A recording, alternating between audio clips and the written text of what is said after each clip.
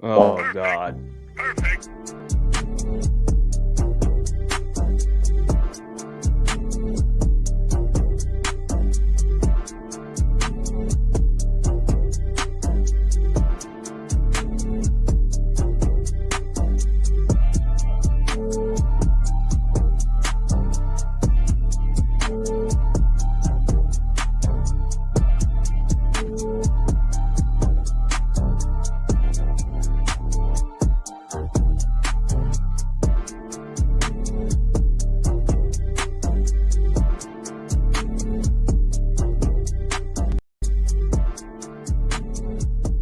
Welcome to Dirty Fanatics.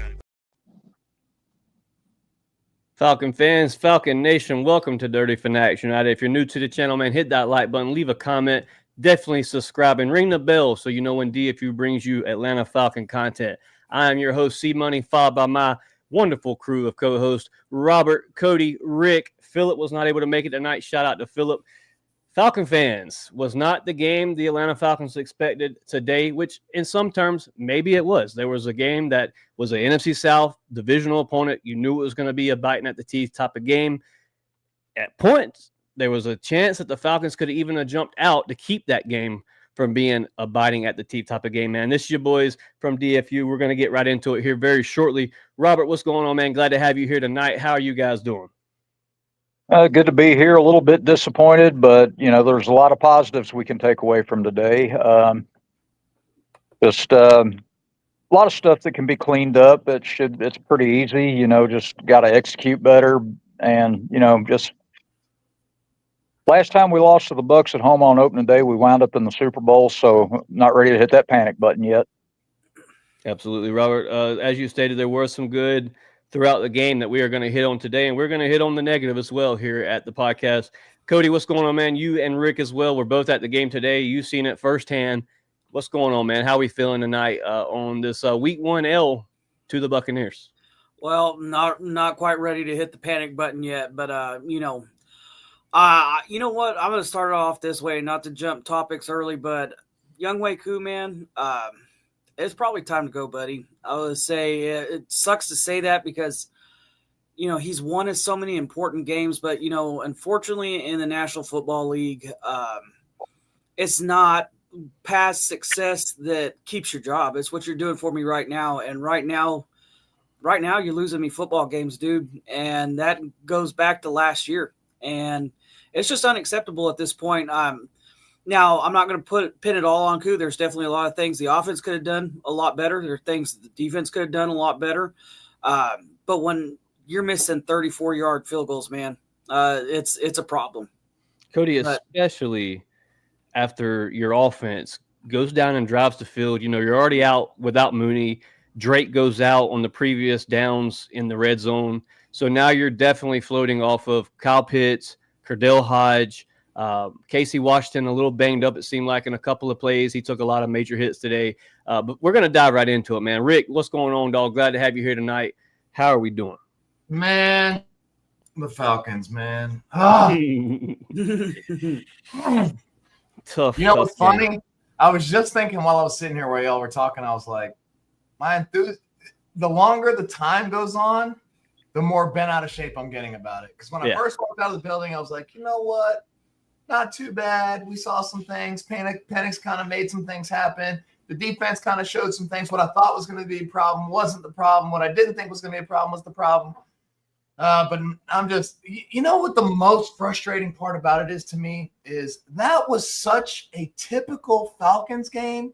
It was. I say this all the time. You can replace every single person in the fucking building.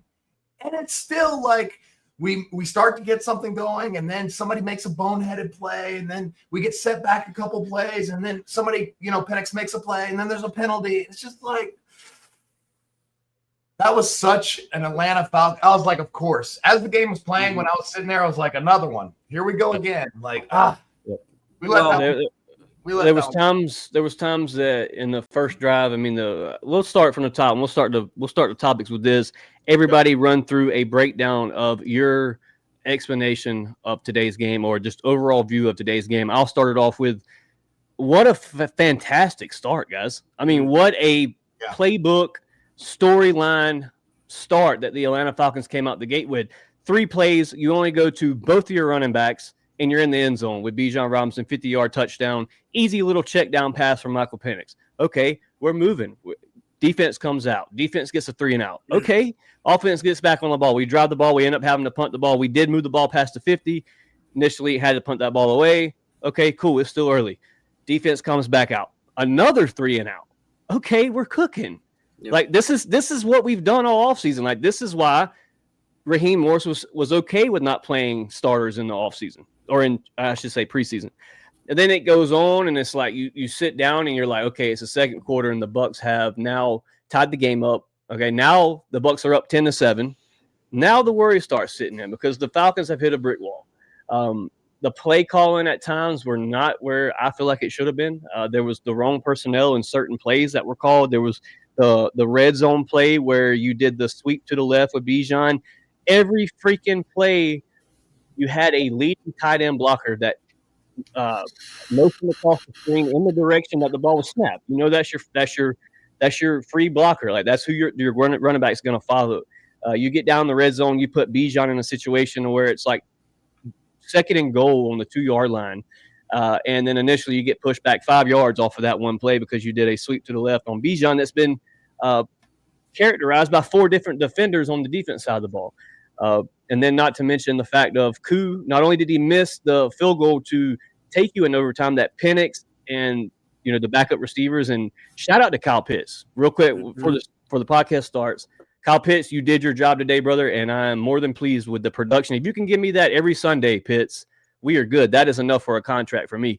But you go down the field, you miss the field goal to go into overtime, you know, another gut-wrenching loss to an NFC South opponent. And then not only the miss that he missed to take you into overtime, but the doinker off the extra point that initially Penix dives across the end zone. Koo goes out there. Should be an easy kick. Barely makes that kick. So it's like, I don't know where it went wrong. You could point at the coaches. You could point at Koo. You could point at Mike Hughes that got burnt by a rookie all day today.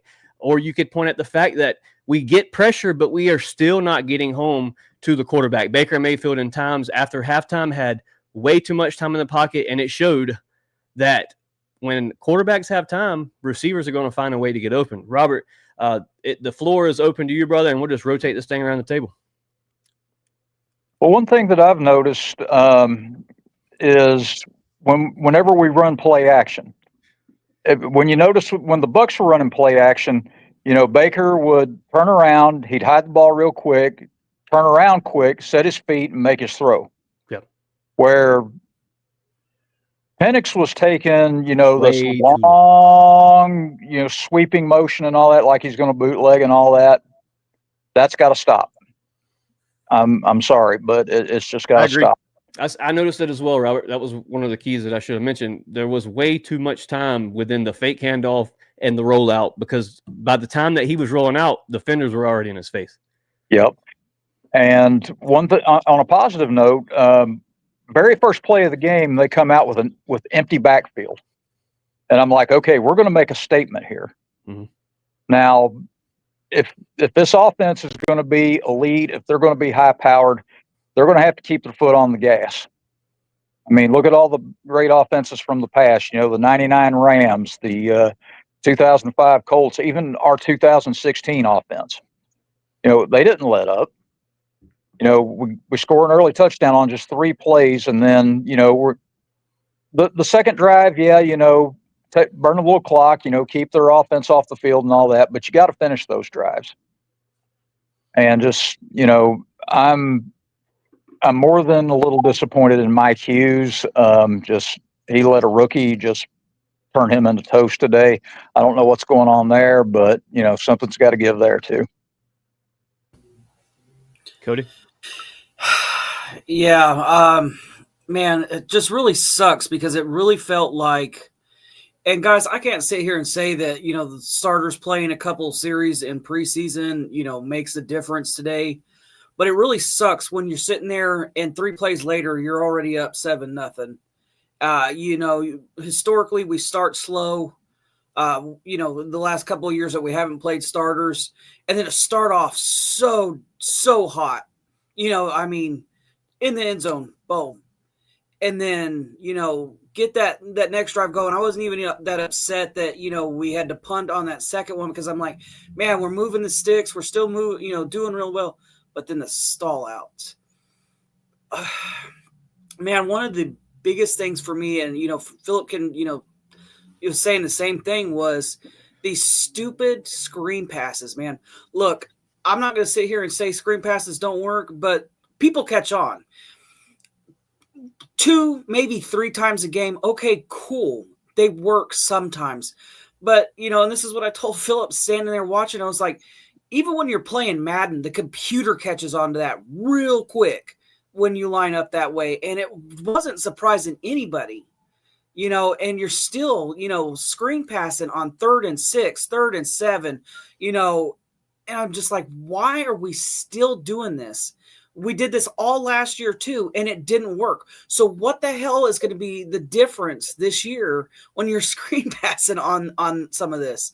Mm-hmm. Man, I'm just so frustrated with it too. Like Rick said, now the more I think about it, the more frustrated I am with it. But this podcast like 3 hours ago, I would have been totally different. Right. But the thing is too, like, again, I'm man enough to admit that I think I'm just wrong about Young Wei-Koo, man. I don't know whether I don't know who's to blame for the Young Wei-Koo situation. I think a lot of me is like, well, did Coach Raw destroy his confidence running him out there last year, hurt, and him missing all those? I don't know what's going on there, guys. But yeah, I mean, we can't keep doing this stuff.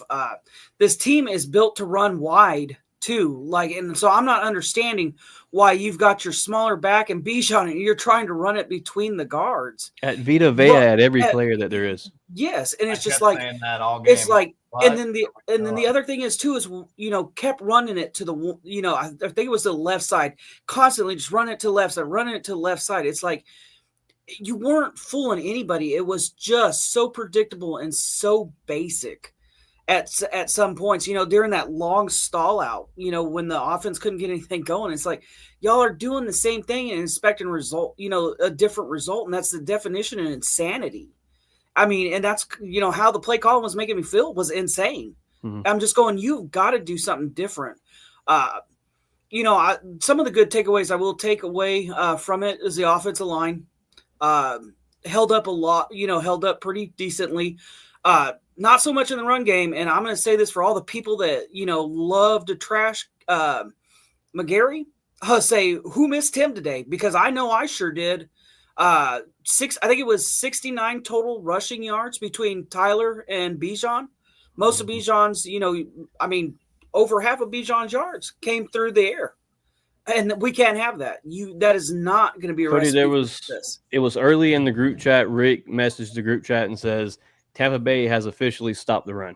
And that's when I knew that it was going to be a big, very, very long day, because when you can't allow Bijan to run the ball, I mean, you came out there, the first set of plays, you had a 2-head back with Tyler Algier and Bijan both on the field. Mm-hmm. As the game progressed, that kind of dwindled away. I don't understand why that happened.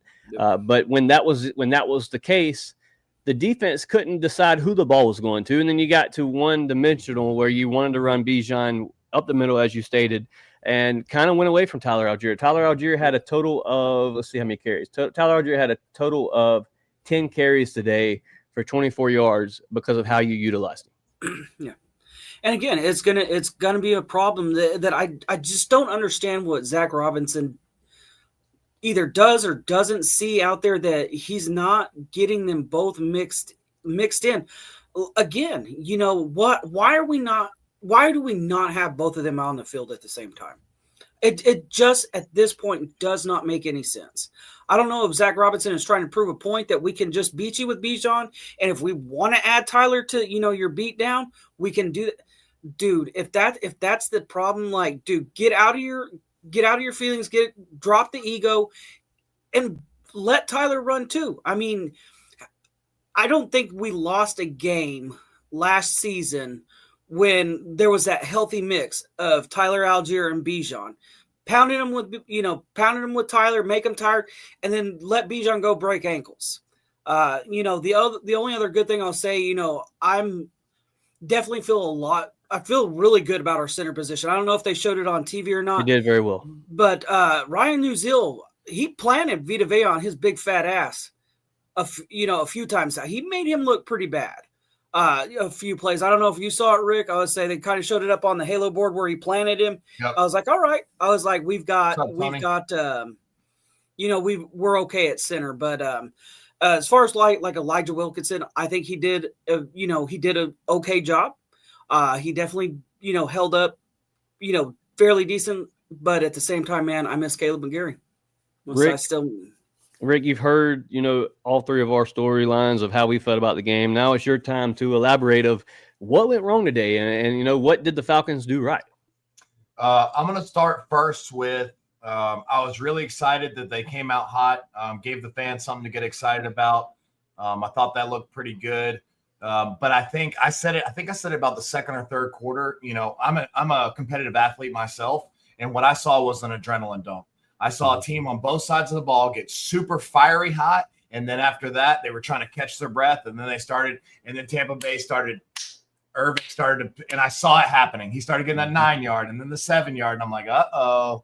Yep. Uh-oh, you got a little too hot, a little too excited, a little too early. So I think that happened. I think after I was watching back to the game, after the third drive, the run game got shut down completely. So, I think they said the Bucs have a pretty strong run defense. I don't remember what rank they said they were, but I think basically Zach saw that we weren't getting any penetration. We weren't pushing them back at all. And it was like, dude, every time they ran the ball, we were getting stuffed. So then he was like, all right, we got to mix this up and switch this up a little bit. And so that's why he started passing it a lot more.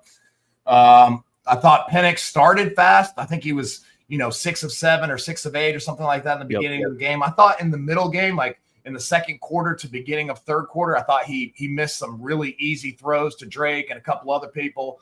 But I also saw a combination of Drake had probably, don't quote me here, 2 or 3 easy drops. Maybe not easy, but catches he normally makes. Bijan had 2 that were wide open. No one was even around him, and he just dropped the ball. One of them was near the end of the game when it would have been a touchdown, just like his other one. Yep. I thought, watching the game, I thought, hey, I'll clap it up for Casey Washington. Casey Washington had a big-time game today. I thought he came up big. I thought they didn't get Ray the ball enough. When Ray touched the ball, he got a first down every time he touched the ball. So I don't think they got him the ball enough. So that clearly shows that we were missing Mooney and his ability to change direction and things like that. What else did I say? The D ends could not contain. I thought they were getting some penetration, but they couldn't contain, and Baker was getting to the outside and getting around them. And then I also saw that once they kind of settled in on their offensive line, we weren't getting any push up the middle, and they were clearing us out in the middle a lot. And Baker was taking the ball straight up the middle. So I thought that was part of a problem. I expected Roop to have a little bit more impact than he did. I mean, he did pretty decent, but he didn't have as much impact as I thought he was going to. I also thought overall our tackling improved pretty significantly compared to last season. Last season, tackling was a major problem. There were still some missing tackles and things like that. But when I'm looking at the stat sheet, and I'll say this, if you think about the offensive line, we have 2 brand new starters in the offensive line, generally speaking, right? We had Watts, Bowman, Diablo, Walker, Pierce. We had a bunch of new players playing their first NFL game or first time with us. We had a new defensive coordinator, new offensive coordinator. Overall, the new people, I think they showed up and showed out. I saw Watts making a ton of plays. Bowman made a ton of plays. Walker showed up a little bit, made a couple tackles. I think I liked him better when they pushed him back to linebacker when he was a defensive end. Defensive end, he did absolutely nothing. Pierce had a quarterback hit. Other than that, he was invisible. Leonard Floyd didn't even make a play in the game. I don't know what happened there, but they kind of went away from him. I think the star of the whole game was Divine Diablo. Yes, from watching the game, I kept telling my guys, I'm like, dude, watch him. Like, he's a big-time player. He made a ton of plays. And overall, I think, like, the thing that pisses me off the most is the Falcons hurt themselves. I saw so many opportunities with bad penalties and setbacks and the Rukaroro play and the drops and the interceptions that should have been. Diablo had an interception, hit him straight in the stomach, or Watts did. Watts had one hit him straight in the stomach. But that's just like standard Falcon stuff where I see other teams make that play. It's a big time play, and it could have changed the game. So that's why when I look at, I'm not covering for Koo at all, but everybody messed up. Yeah. Everybody missed plays. Everybody looked rusty. I mean, Drake wasn't Drake today. He wasn't. Yeah, exactly. Pitts gave me 60, 70 yards. Like you said, if he does that every game, welcome back. Let's keep it rolling. So, overall, I just, I'm not going to get too mad about this game. This is a division rival game. This is a NFC championship caliber team that we played against. First game for a lot of players. 23-20, we had opportunity to win. So I'm trying not to get too down on it. Michael Penix, hey man, I was kind of concerned in the beginning, but he turned up, and in clutch time, I saw what I needed to see from 9. Right. Absolutely. Well, and I would say, and to Rick's point too, one of the things that was driving me nuts too is, I think, and I'm not the guy to blame officiating whatsoever. I mean, you got to go make. God, we threw how many challenge flags? I would say officiate. All of them. But the other thing that again, this was something me and Philip, and we talked about. I mean, there were several times that I saw, we saw Jalen Walker getting ready to come up and absolutely kill somebody and held. Big time. I mean, they were Tampa Bay was getting away with a lot, as far as that. There's now, again, that's PI in the end zone that they missed too. Yeah. And, and I'm not going to sit here and blame officiating because you can't control that. You control the things that you can control. You don't drop balls. You don't drop interceptions. You don't miss 34-year field goals. But again, to Rick's point too, they're not perfect. This is the first time, a lot of these guys are here with us or are starting in an NFL game. But, man, the good, to me, definitely seem to outweigh the bad. But I'm really hoping that they go in, kind of clean this up. Because I think the upside's there, boys. I really do. I think the upside's there. I think it's going to be a good, not just a good football team, but I think a really, really great football team. But you got to clean up the things you can control. The thing I'm trying to keep in mind is last year, the Falcons did worse against a lesser opponent. Mm-hmm. The Bucs are better than the Steelers were last year, and we looked pretty bad last year. Yes. So this year, I thought we started pretty good. It's the first week of the NFL season. I mean, the Chiefs didn't look great. The Dolphins looked horrible. The Panthers got destroyed. There was a lot of teams that the Commanders didn't look that great. The Bengals looked bad. The Patriots got beat. The 49ers and Seahawks were okay. The Broncos scored 20. The Lions got destroyed. So, I'm just trying to keep it in perspective. And the main reason why, and I'll say this to all Falcons fans, I tell this to people all the time. I waited 8 months for this. Mm-hmm. Yep. I'm not just going to let it bitter me and sour me and ruin the whole NFL season for me. No. I'm not doing. I used to do that. I'm not doing that no more. I was so excited about this season. I'm at 98%. I was still at 100. I'm only at 98. I was telling my girlfriend, you get in arguments with her. I'm like, we only got 9 hearts now. We had 10, 50 off. We only got 9 hearts now. All right. It's like I won't clip that. Well, it was what I told y'all in the chat. Same thing I told my wife. I was like, look, guys, at this point, I'm one of the most optimistic Falcon fans that there is. I just am because I'm always positive about this team. But I think the key for me at this point, being a Falcon fan, since I was 5 years old and I'm 35 now, so 30 years in this, in this mother, is the most abusive relationship I've ever been in. And I've just decided that it doesn't matter if our quarterback is black, white, green, purple, mobile, immobile. We can have a top 10 defense. I think Jesus Christ could come play quarterback for us, and we'd still find a way to struggle, guys. It's what our birds are. So what's very disappointing of the whole situation, if you look at the stats and you go to team stats and we're going to compare right here. We're going to do it right now. Total yards, the Atlanta Falcons had 358 total yards to the Buccaneers 260. Yes. Yep. First down efficiency, the Atlanta Falcons came away with 23 first downs to the Buccaneers 16. Third down efficiency, the Bucs beat us on that 7 out of 14. We got 6 out of 15. Fourth down efficiency, they got 1 for 1. We had 4 fourth down conversions today, right? We went 4 times on 4th down and completed 3 of those. Total plays, we had 71 total plays of their 56. We allowed 1 sack. They allowed 1 sack. They punted the ball 4 times. We punted to their 3. Penalty-wise, we had 8 penalties for 55 yards. They had 5 penalties to 60 yards. 0 fumbles, 0 interceptions. Time of possession. This is what's big to me. The Atlanta Falcons held the ball 10 minutes longer than the Buccaneers did the whole entire game, with our 35.12 to their 24.48. Now, if you go back and look at with no run game, our rushing yards were a total of, where'd it go? Right here. Rushing yards, 69 rushing yards to their 101 rushing yards. Passing yards, Penix with 298 passing yards to their 159. Now, there's no way in hell the Atlanta Falcons should have lost this game. When you go to player stats, Baker Mayfield, 17 for 32, 167 yards. Didn't even break 200. 3 touchdowns. The Atlanta Falcons, Michael Penix, 27 out of 42 attempts. Michael Penix threw the ball 42 times today because the Atlanta Falcons could not figure out how to run the ball. 298 yards, 1 touchdown, 0 interception. Bijan Robinson, now here's the kicker. 12 carries for 24 yards, averaging 2 yards per carry. Tyler Algier, 10 carries for 24 yards, averaging 2.4 yards per carry. Penix, 6 carries for 21 yards. Your quarterback damn near had as many rushing yards as both of your running backs. I don't know where the offensive line or the game scheme came into effect, but that first drive, the Atlanta Falcons didn't give up any pressure. And then after that, it was just a collapse from there on out. Before we get too further much into this, I want to give a shout out to all the viewers here on YouTube. Tony Primetime Dunn, Ken Folk Cousin, Obnal, Gator, Georgia, Texas boy. Obnal in the chat with it. Uncle Steve's Lounge is here with us.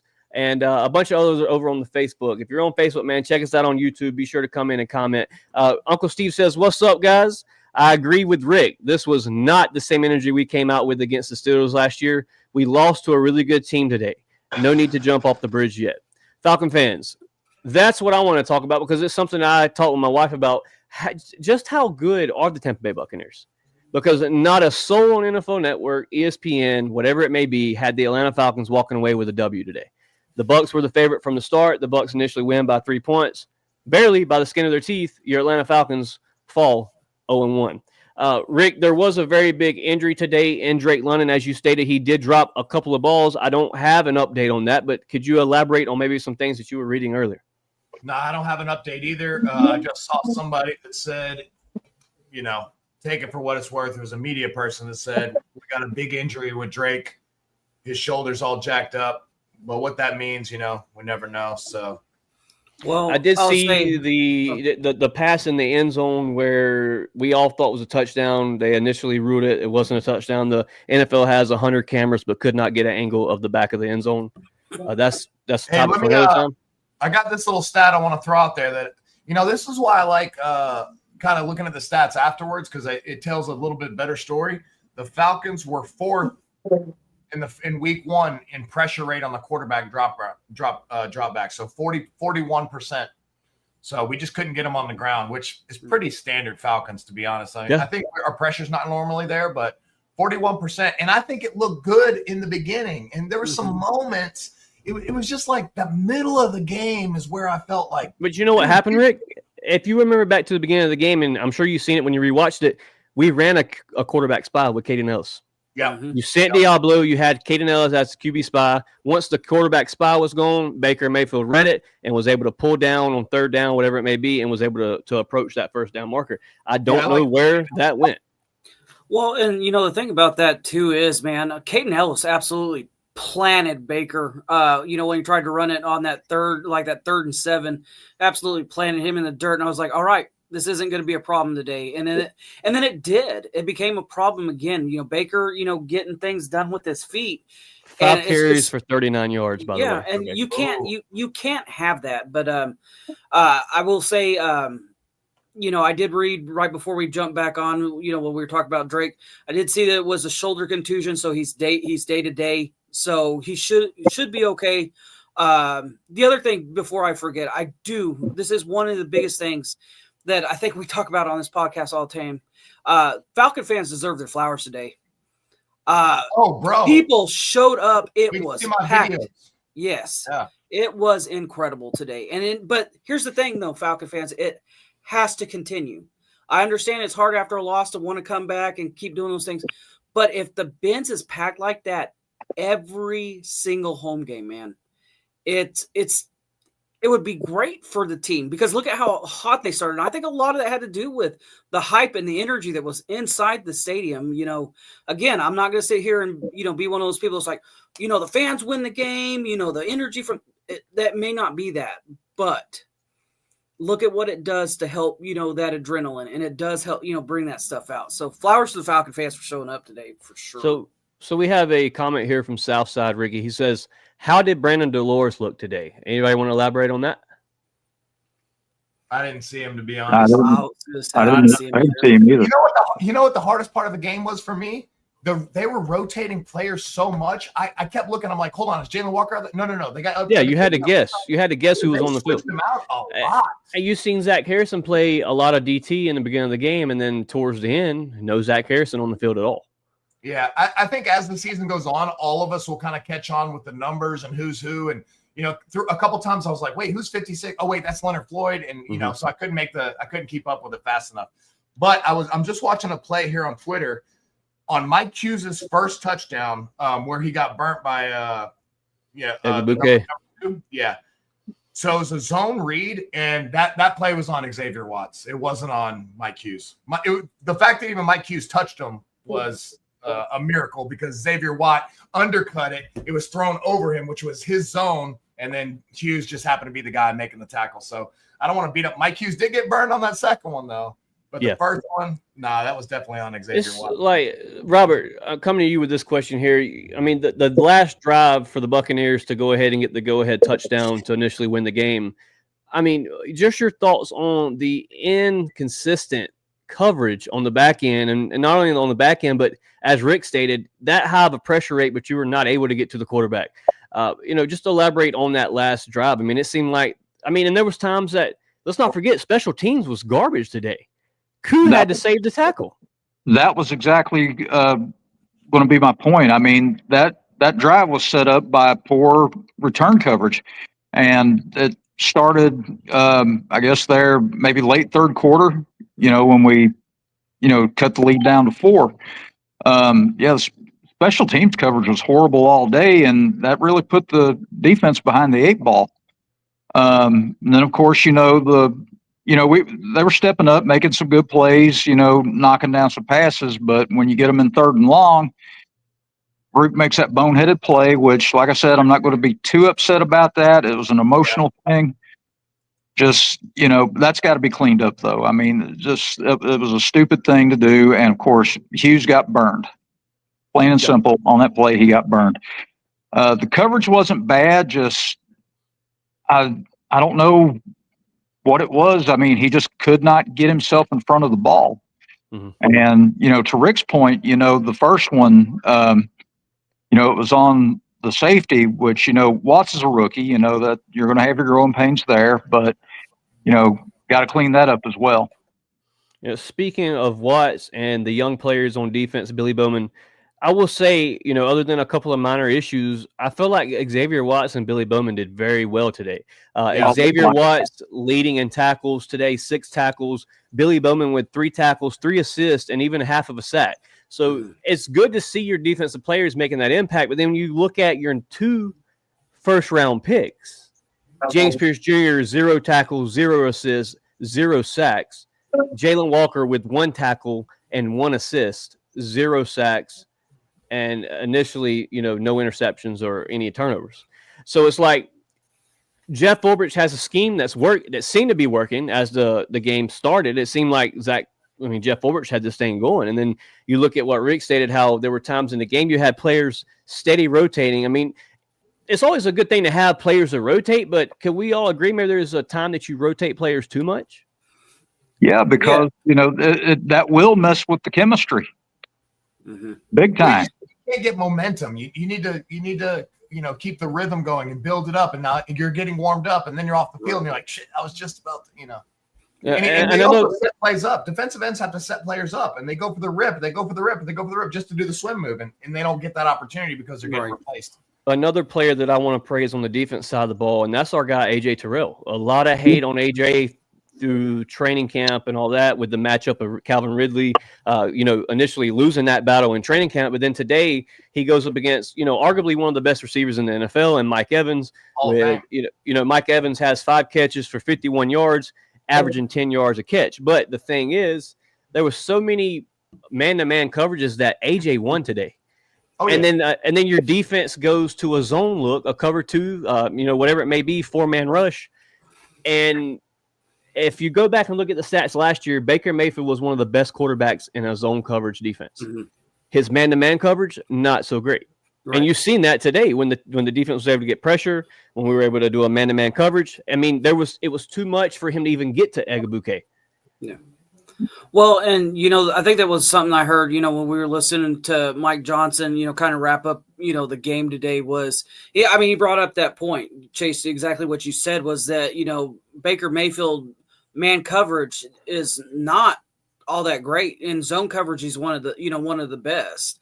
And I think the statistics kind of showed that when we were running man, and I think the sad thing is we only ran it about 20% of the time is what I'm pretty sure they were saying. And then we kind of dropped into that 4-man rush zone, read type defense. And that's when we started to get burned again. And the other kind of disappointing thing for me was for the defense was, man, when we first started, they were setting the edge. I mean, they had the edge set to where they weren't letting people get out. And, and then again, I think we go back into that I just don't understand how, the 4 of us who clearly are not professional coaches can sit here and be like, look, this quarterback in man doesn't do well, but in zone, he can beat you. So why on God's green earth are we going over 60% of the time into zone? Yeah. I mean, if you had run it the other way, Tampa Bay maybe doesn't score more than 10 points. Yep. Because you got away from man cover, you got away from man, and now Baker's starting to beat you. And it's like, so why do we continue to do things that don't succeed is what I don't understand. But and if I'm not mistaken, when they were starting to gash us up the middle on the run, I think we were dropping back in the zone on those plays too. Yes, we were. Yep. There was times that you only brought, even the announcers were talking about it, you brought a 4-man rush over 50% of the game. Yep.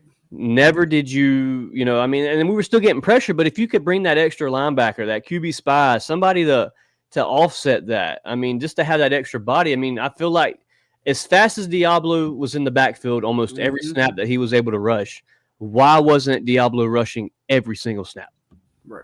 Every snap, Diablo was in the backfield when he was, sent to rush. So I have a question for the chat real quick, and then we'll hit on another topic.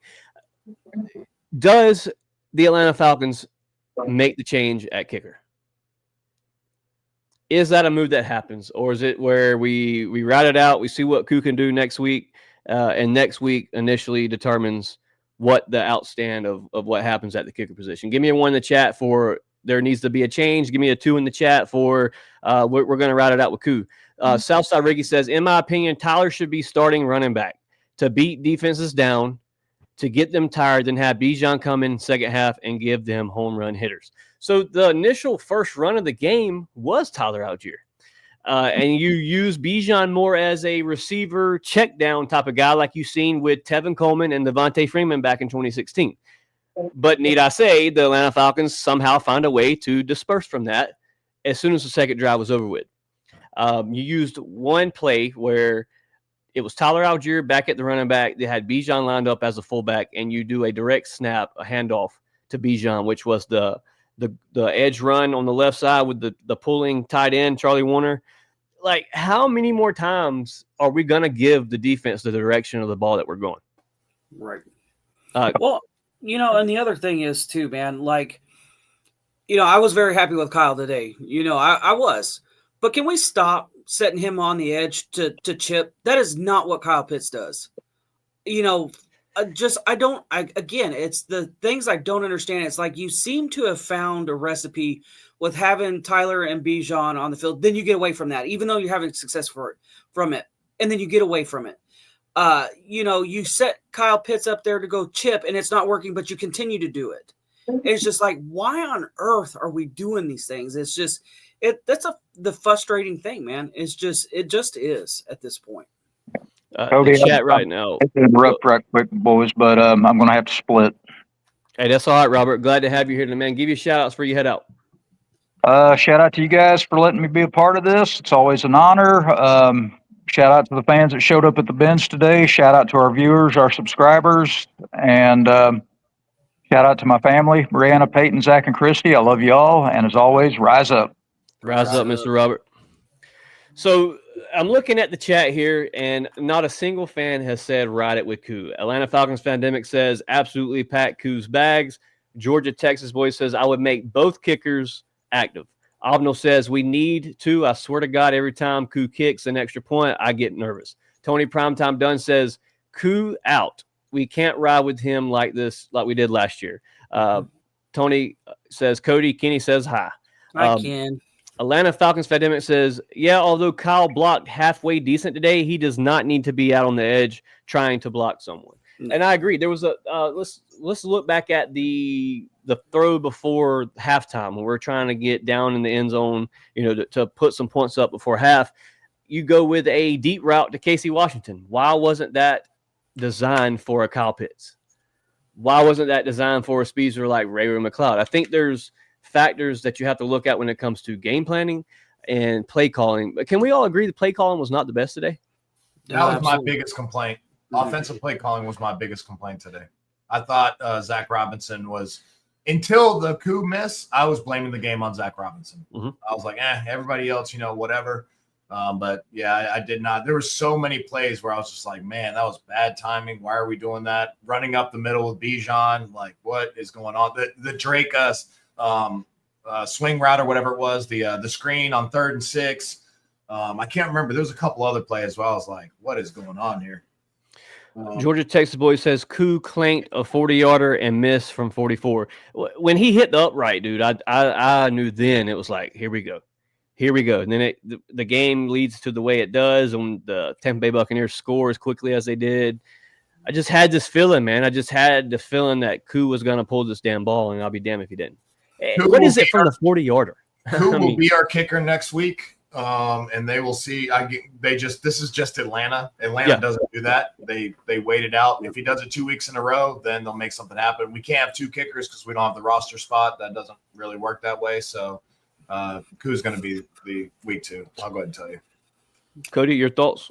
Yeah, man, this sucks because I really wanted Koo to come back and be that guy. But I think he probably starts next week. But if Cody, I really thought your hot take was going to be the one to hit because you said before the game, Koo's going to hit the game field goal to win the game. He'll be redemption and we'll be all good. And I was like, okay, Cody's on to something. Well, and you know what I didn't understand because, right when he was getting ready to kick that last one, Rick, did Tampa Bay call a timeout? Because I was pretty sure they were out of timeouts.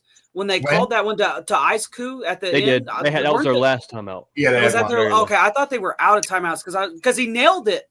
He nailed it right down the middle. Right down the middle.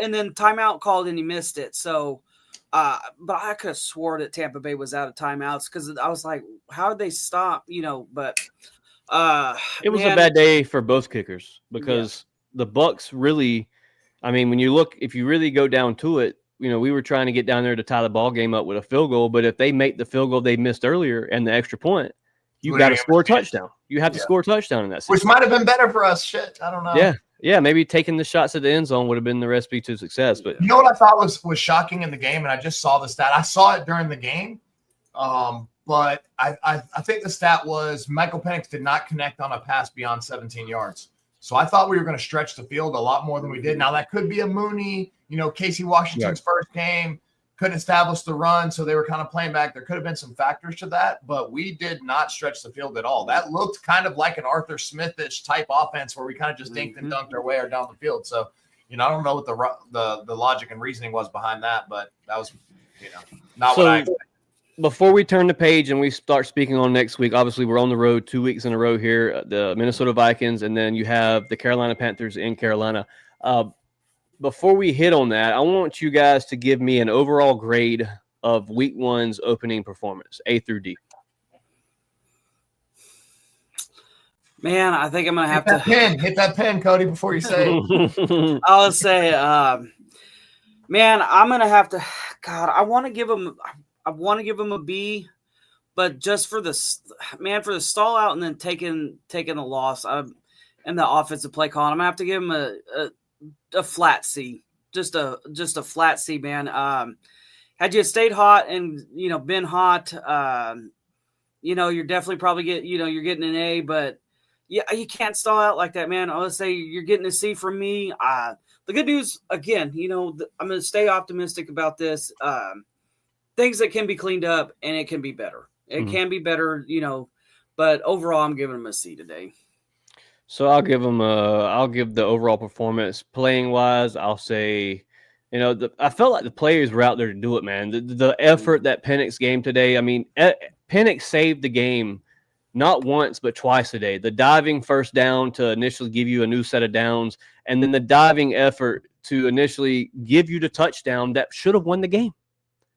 I'll give the players a B, and I'm going to give our coaches and play callers, not Ulbrich so much, more or less Zach Robinson, I will have to go with a C-. That's I'm going to go with overall, I'd say it was a C+. I want to give them a B, but the thing about the game is we were good at things that I wasn't sure about. Penix, I was like, I know he's going to be good, but let's kind of see. Casey Washington, let's see. O-line, but they kind of held out. The run game struggled, but the pass game, they held up. Our pass game was better than I kind of thought it was going to be, but our run game struggled. Yeah.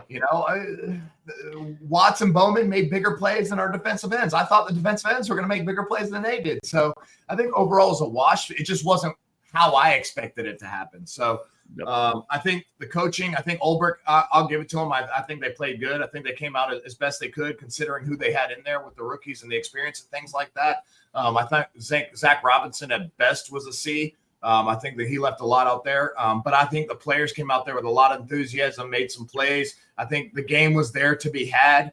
But that's standard Falcons for me. I need to see us get the job done, us come out when we're supposed to win, make the plays, and actually make the plays, and we stop having these conversations. So until then, they're a C+ for me. So here's a really good comment, and I wanted to bring this play up before this comment, and Abno just reminded me of the play.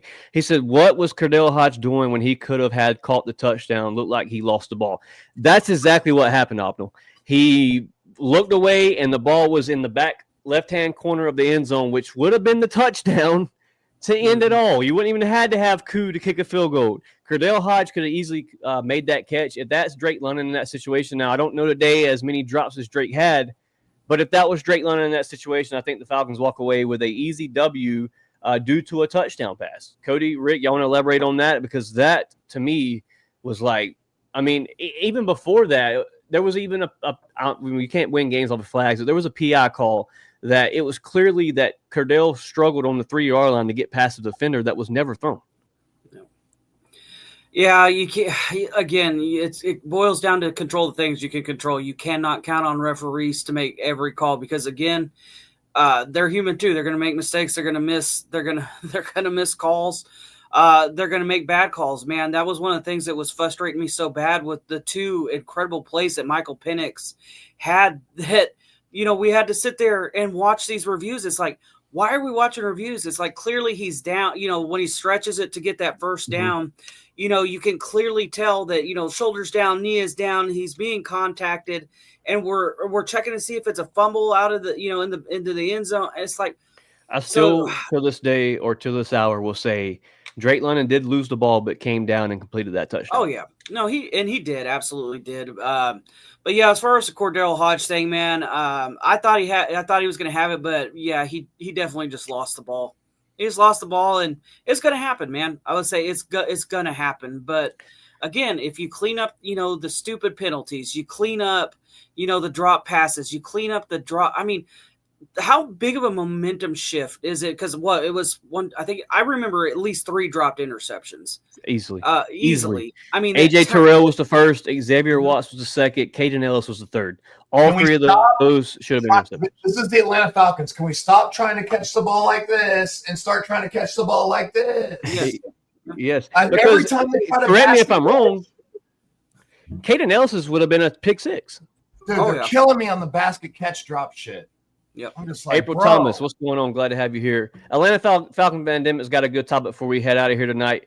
What did we think of Mike Hughes? Obviously, we've all exaggerated and gave our statements on Mike Hughes, but is this a guy that we're going to continue to roll with, or is it a thing wherein Clark Phillips III gets back and healthy, you may see a change? Your guys' thoughts? We'll see. Kind of how I look at it. Yeah, it's like I don't know. I don't see a change. I don't see a change. I really don't. No, I don't see a change happening right now. Otherwise, we would have already made it. We submitted to him as the CB2. We got to ride that out a little bit longer. Again, it's week 1. I've seen AJ Terrell get tore up week 1 and then turn it up. So, I don't want to. We can't overreact. Yeah. Right. Yeah. Every player had opportunities at some point in the game to make something else happen, and they didn't. Even Penix, who we thought looked great, he missed some easy throws. Zach Robinson missed some easy calls. Bijan missed some easy, wide open, nobody within 20-yard drops, and he's our golden child. So, oh God, when he fumbled that football, I was like, "What?" As soon as that happened, I was like, "Please tell me it's not going to be one of those days where, like Rick said, just things that the Falcons just do." It just. I did like somebody commented on. I saw it, and I will agree. So I was in the stands arguing with fans about this. Raheem Morris managed the clock the right way down the stretch. Yes, he absolutely did. did. He called a timeout. If they just blah, blah, blah, blah, blah. And I'm like, bro, if he gets tackled, it's going to be 12 seconds. We're going to have 12 seconds. So Raheem Morris, I think overall, he kept the composure of the team, kept everything moving. 23-20 loss. The time was used the right way. We missed a kick. It is what it is. But overall, Raheem did his job. I'm happy with what he did overall. Threw the flags at the right time. Listen to his players. I'm good with all that. Tony says Baker missed 2 wideouts that were wide open. He missed. Tight end was a walk-in touchdown all day. We said we're like the tight end, our defense, and everyone else missed that play except for Baker. Baker was the only one who saw what was going on there. Southside Riggy said, I forgot we don't have a first rounder next year. So this is things that are going to come into play that will be a big topic. Yeah, our defensive end. That's right. We got to see production out of that Southside. You got to see it, man. This is only week 1, so we're hoping to see a bounce-back game next week on the road in Minnesota against a rookie quarterback, J.J. McCarthy. We'll get to watch that tomorrow night as they take on the Chicago Bears. I will be watching that game very closely because, our cornerbacks have a big matchup next week with Justin Jefferson and Jordan Addison as well. So there will be another speedster that Mike Hughes was going to have to cover in the open field. So we'll see how that goes. Atlanta Falcon Pandemic says, those 2 drop balls from Bijan had me shaking my head. Oh, no. It's something you don't see much out of Bijan, man, and it's very rare when you do see that. So, it is opening week. This is their first time on the field together, full contact as a full offense. So maybe it was growing pains. Maybe, next week is the bounce-back game to get this thing back on the track, get back to the identity that, that they said all preseason that, offense would be fine. Defense was the concern area. But I would have to say today it was kind of 50-50 with me as far as who this loss was on, because there were plays on both sides of the ball that were missed and could have been played. Before we get out of here, man, Southside says we better put JJ on the ground 4 or 5 times next week.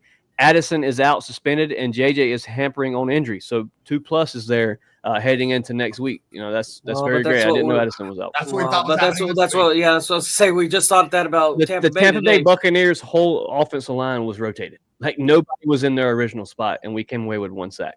Abno says 5-1 before bye. I still see possible high hope. I like it. I'm down with it. If we go 5-1, you won't hear me complain about nothing. If we can go even throughout this next 5-game stretch. Yeah, I said 2-2 in the first 4 games, so it's always a different game than I thought. But it is what it is. I'm a little concerned. I'm going to go into this game like show me, because in my opinion, I think the Vikings are better than the Buccaneers. Absolutely. But J.J. McCarthy, Oh no. Like, well, and well, and to your point, Rick, I would say what is one of the Falcons' biggest, kryptonites is fucking rookie quarterbacks. Yep. For whatever reason, we make rookie quarterbacks look like Peyton Manning, Super Bowl years. Tony says, yeah, but if they play preseason some to get chemistry, we would be talking about this. I mentioned it during the game. I felt like there should have been maybe not a whole quarter, maybe not even a whole, 5 minutes of the game, just one drive to get the shakes off, to get back in rail. But that's behind us now. We're going to have to progress forward and correct this thing next week against a rookie quarterback in J.J. McCarthy. And I don't really know what the Vikings rank defensive wise right now because, it is week 1. We'll see what they do next week. But definitely some improvements to come as a team, as a whole, special teams, defensively, offensively. If I had to get the game ball, and we'll do a game ball giveaway, I would say my game ball goes to Divine Diablo. Facts. That's my game ball. Animal field. Animal. Yeah, crazy how fast he was in the backfield. Made Baker Mayfield's life for the first half of the football game hell. Atlanta Falcons Fandemic says, I'm going to be confident that we will have learned something from this week to be prepared for the Minnesota Vikings. Falcon fans, hit that like button. Leave a comment. If you're watching this video after the live, man, leave a comment. I'll be sure to get back to you on YouTube, Facebook, wherever it may be. If you're new here, man, hit the subscribe button. We're on the road to 1K, and we cannot do it without you guys. It's free. It costs you $0. So if you're a Falcon fan, hit that subscribe button. We getting ready to close this show on up out of here. Rick, Cody, give me a shout-outs for tonight.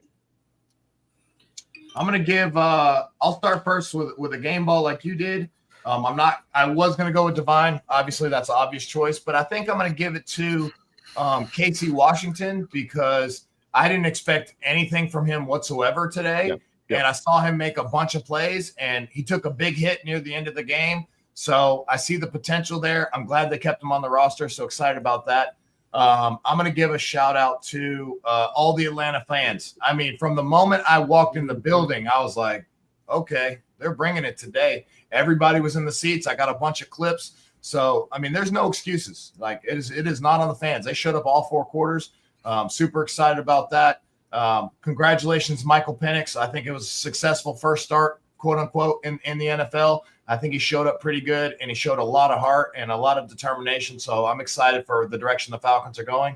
And if you saw that screenshot, Chase, I sent you, Michael Penix has the best start in the first 4 games in Falcons history, even better than Matt Ryan by a pretty wide margin. Mm-hmm. So it's looking up. Going to try to stay positive. It's one of those just what's Philip like to say? Be patient. Be patient. Yeah. That's what Philip likes to say. 42 Cody, years of being patient. All right. I feel you, dog. I feel you. I feel you. Cody, shout outs for tonight, brother. And game ball and a game ball. I'll give you a game ball. And this one's going to shock a lot of people. My game ball is to Kyle Pitts.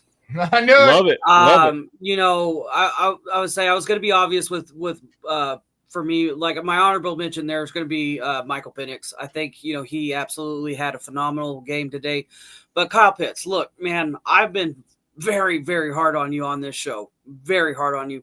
If you can give me Sundays like this, week in and week out, like, welcome back. The mentality was there, yes, Cody. Like, did you see the one hand stiff arm? Yes, like, when he absolutely planned him, I was like, okay, Kyle Pitts is wants to be in a Falcon uniform. If I can get that.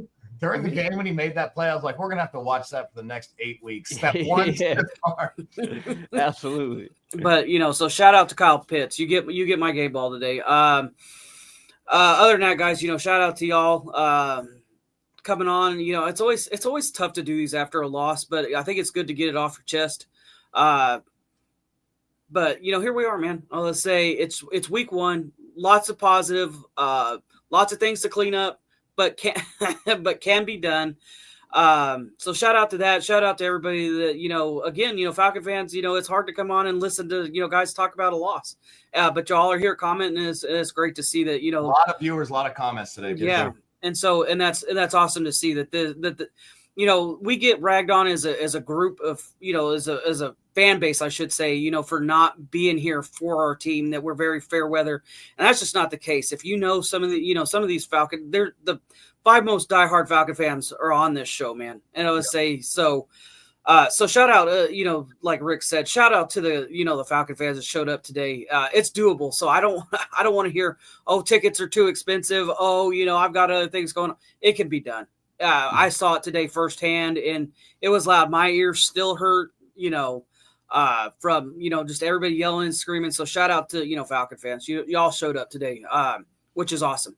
I'm sure it pissed off the national media because they love saying how empty our stadium is. So shout out to y'all. But tweets that said it. Atlanta was D-Lid was the number one tweeter that I seen before the game even started on Twitter, posting the Falcon fans need to get away from tailgating and get to their seats. I would say from the TV perspective, from the shots that Rick sent me, the Atlanta Falcon fans showed up today and were waving those flags in the stands. So I'm more than happy with what I've seen as far as attendance from fans. There's not much more to say, Falcon fans. It is what it is. Week 1 is over with. The Falcons fall 0-1, looking for a bounce-back game next Sunday in Minnesota, man. I'll give my shout-outs, and we'll close this thing out. Shout out to everybody that tuned in tonight. As Rick stated, there was multiple comments that we were not able to even get to and read tonight because you guys came in and flooded it with love. So shout out to you guys for being here. Everybody that's in the comments, hit that like button for us, share it. It pushed us out in the algorithm. We appreciate it.